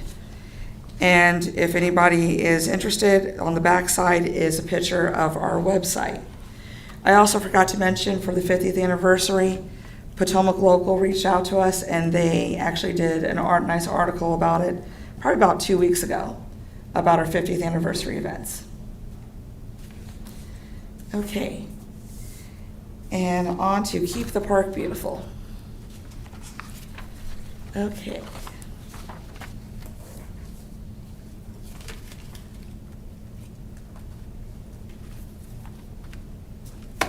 Okay, so the second page is just the standard information, lists all the board members. We're also very indebted to Yvette. She keeps us straight. She's a great resource. Also gives the meeting times and date. We did hold an event on June 19th, and here are some pictures of it. We're very thankful to all of the residents that came out, the Manassas Park Fire Department who came out, interim city manager Nguyen, who honestly you shocked us. We didn't realize who you were. We're so accustomed to seeing you in your suit. And the KP members who came out. I think altogether we picked up around, 200 pounds of litter? That was a lot of fun. And that wasn't even out of the stream. There were parts of the stream we couldn't get to. Our favorite find was the creepy mask, compliments of Yessie and her husband. And thankfully for the Manassas Park Fire Department, because they were able to help fish Mike Smith in a bike out of the stream. My job was to sit there and take pictures. And if you see the lady over there in all blue, that is one of our committee members, Maria, who went to town on picking up litter. We are still working on our affiliation process. So what we're in the process of doing right now is trying to complete a focused research and inventory. Yvette sent it out to some city departments. CMWG is going to have to complete it. And then once that's done, we submit that in to Keep America Beautiful. They're going to give us training, and then they're going to have us create a strategic plan. So we've got some upcoming events. The first big upcoming event is in a few weeks on September 14th. We're going to meet at the rec center, and we're going to go about cleaning Denver Drive. And then we're going to have a table. We're actually reaching out a little bit more on it's September 31st, right? No. 29th. Oh, well. There's no 31st in September. That's right. Well, that's what I get for doing this after being up at 3 in the morning. So we're going to have a table at the Latino Festival, and we even reached out to Prince William Soil Conservation, who assisted us on the June 19th cleanup, as well as the Department of Environmental Quality. They're going to be there as well. October 14th, we're going to do a cleanup at the Scott Drive Pocket Park and surrounding streets. We're asking folks, because Scott Drive is so limited, to either park on Old Centerville Road or park on Cabell. And on November 11th, we're going to have a Lower Kent Park Community Day, because the community day that we held at Brandy Station was quite a successful event, and we're going to be weaving into that some Veterans Day celebration. And that's pretty much it. Any questions? Questions for Councilmember Hampton? Anybody? No? Thank you very much. And I'd like to thank all of the committee members and the staff that help us with all three of those events. Yeah, yes. Takes a team. It does. Yeah. Is there a time for the cleanups? 10 to 12. 10 to 12, all three. Okay, moving on to consent agenda. Consent agenda consists of approval of the minutes of July 16th, 2024, and approval of the corrected minutes of July 30th, 2024, and governing body approval of a resolution in support of closing the proposed resolutions and releasing prior committed funds in the PRTC fund balance for other transportation program purposes as presented and subject to final city attorney review. Moved. Second? All in favor? Aye. Opposed, abstained, motion carries. Thank you. Okay, moving on to 11A, law enforcement off-duty employment.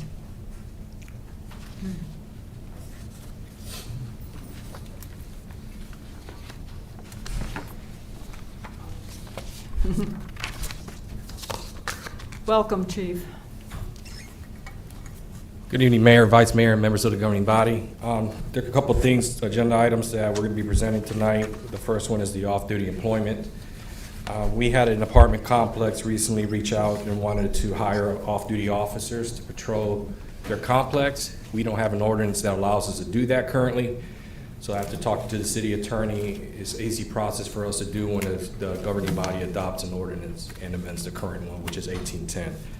So tonight, we're asking that the governing body adopt this ordinance and amend the current one to allow our officers to be hired as for private complexes and stuff like that. So, Okay, thank you. Any questions or comments for the chief? This is common practice, right, to have to have a policy in place? yes, ma'am. Okay, thank you. And is it going to be only for the city? Yes, I'm not going to send them outside the city. Right, yeah, so like, Obviously, if there's another off-duty employment, there's other jurisdictions that ask for assistance and stuff. That's separate from this, so. Right. So you're seeing a lot of asks from the community about the off-duty? We always ask, they're always asked us to do certain security aspect of it. I normally turn them down, but, now that the complex wants our officers off, I'd rather have our officer there than a private security company come in there. So I figured, write it up and see what happens and see if we can amend our ordinance, and that's why I'm here before you now, to try to do that. And do you think it would hinder any of their work when they come back? No, this will be officers that are going to be paid, by the complex. Well, I mean, like, I guess, you're getting off duty, the 24-hour shift, and then they're working here, and then coming back to another shift. How would they affect their job performance? No, we wouldn't we don't work 24-hour shifts. Well, yeah. Yeah. But it wouldn't be an officer that's working, depending the hours. I haven't gone through the details of what they want, but it sounds like it's mostly in the evening and late hours.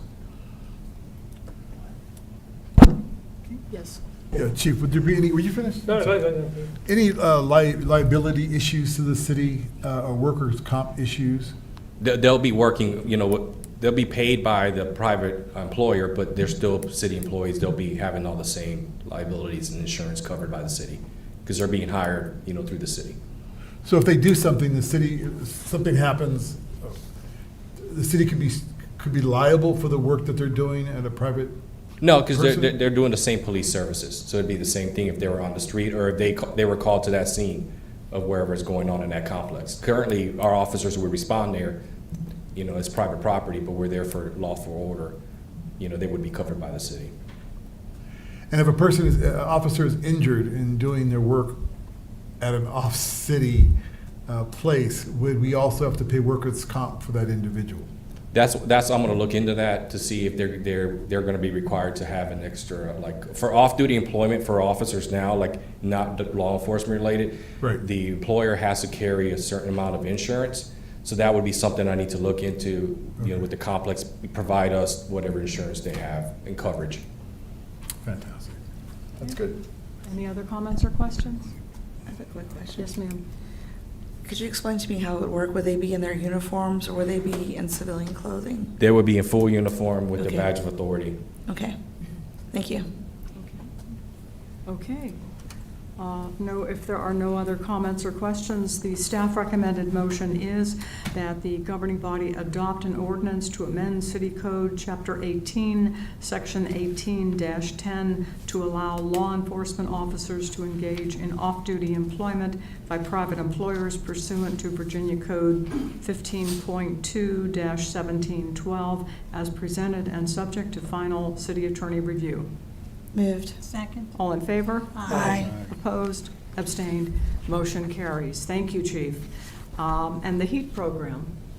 So the HEAT program last year came before you, and you guys approved us a grant, allow us to accept a grant that was awarded to us for LPRs, the license plate readers. In my write-up, if you had an opportunity to read it, in a short period of time, we've had 25 hits, which means there was 25 times where somebody drove by one of these things and it was related to either crime, somebody missing, stolen vehicle, stolen tag. So the cameras have been beneficial for the department. They also have been beneficial for the case that we're currently working on. So in August, I submitted another application to see if we can purchase additional for us to have better coverage in our city, and we were granted another $12,500. So the total cost to the city would be like it was last year, only $100 out of the budget, which is not budgeted, but I think we can cover that within our budget. So I'm before you to see that if you allow the city manager to accept the grant and allow us to purchase 4 additional LPRs. That's wonderful, yeah. No, that's a big help to the city, big help to you folks. Thank you. Comments or questions? No, okay. The staff recommended motion is, excuse me, that the governing body authorize the city manager to accept the $12,500 grant award, $12,500 awarded HEAT program grant funds, and enter into an agreement with Flock Group Incorporated in an amount not to exceed $12,600 to utilize these funds to purchase 4 LPRs as presented and subject to final city attorney review. Moved. Second. All in favor? Aye. Opposed? Abstained? Motion carries. Thank you, Chief. Thank you, appreciate it. Yeah. Okay, incident response plan. Welcome, Dawn.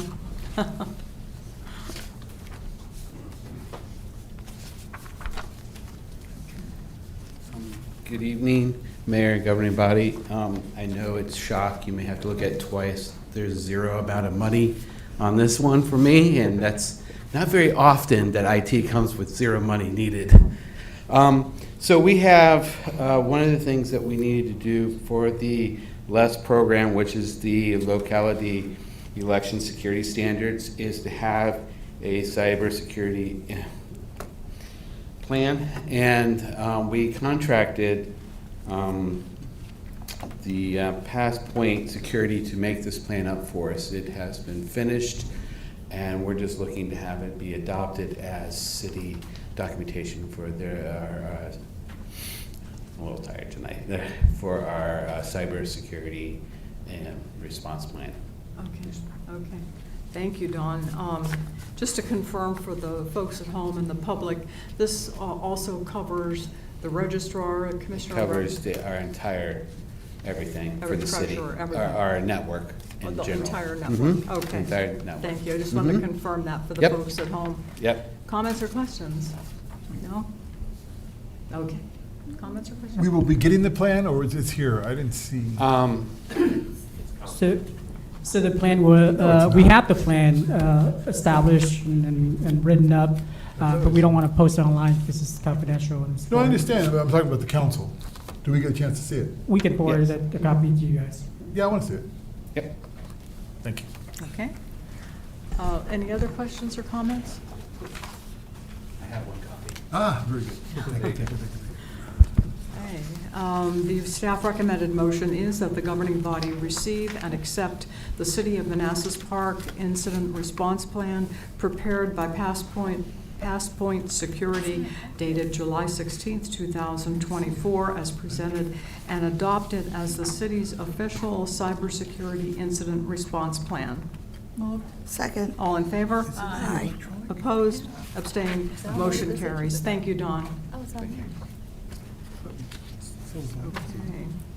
Okay, the next is a proclamation to display the Veterans Day flag and to honor our veterans. Whereas service in defense of the United States of America, both in times of war and peace, is the noblest form of citizenship. And whereas we honor the more than 41 million veterans of the U.S. Armed Forces who have sacrificed for freedom, with many paying the ultimate price throughout our nation's history. And whereas the men and women of the Army, Navy, Air Force, Marine Corps, Coast Guard, Space Force, and National Guard have made significant contributions to preserving our nation's freedom. And whereas the words of President Eisenhower in 1954 remain true today, quote, "Let us solemnly remember the sacrifices of all those who fought so valiantly on the seas, in the air, and on foreign shores to preserve our heritage of freedom, and let us reconsecrate ourselves to the task of promoting and enduring peace, so that their efforts shall not have been in vain," unquote. And whereas the city of Manassas Park, established as affordable housing for World War II veterans, remains deeply grateful for the sacrifices of our veterans and will continue to honor our military community, both active and inactive, for their dedication to preserving our freedoms and the promise of liberty for all. Now therefore be it proclaimed that the City of Manassas Park governing body hereby declares Thursday, November 1st, 2021 as Honor Our Veterans Day in the City of Manassas Park by displaying a flag of appreciation for our nation's veterans on city buildings from November 1st to November 30th, 2024, and calls upon all Manassas Park residents to observe Veterans Day on Monday, November 11th, 2024, through actions and words of gratitude toward veterans, to honor all who have served to uphold the principles of justice, freedom, and democracy. The motion is that the governing body approve a proclamation designating Thursday, November 1st, 2024 as Honor Our Veterans Day in the city, and as presented, and direct staff to display a flag of appreciation for veterans from November 1st through November 30th, 2024, in accordance with the city's flag flying policy. So moved. Second. All in favor? Aye. Opposed? Abstained? Motion carries. Thank you, Councilmember Hampton. Okay. Madam Mayor, I moving think Daryl's on. got some, I think Yes. Daryl has. Well, I was just made aware that this document on cybersecurity is posted on our agenda, and it's public. We Yeah. took it down. We took it down. No, I did you hear me? downloaded it It's- from the website. I took it down after today.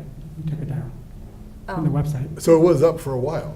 Yes, that was. I Oh, was say so it's other not- people could have seen it. Not confidential. Not that many So people. I can go hold to on to the- this one then. Not that many people go to the website. Let's, well, yeah, you never know. Oh, God. I don't know. I looked at it. Okay. Okay. Okay, this is number 12, our second public comment time. Is there anyone who would like to make public comment? Seeing no one and hearing no one, let's move on to city manager report.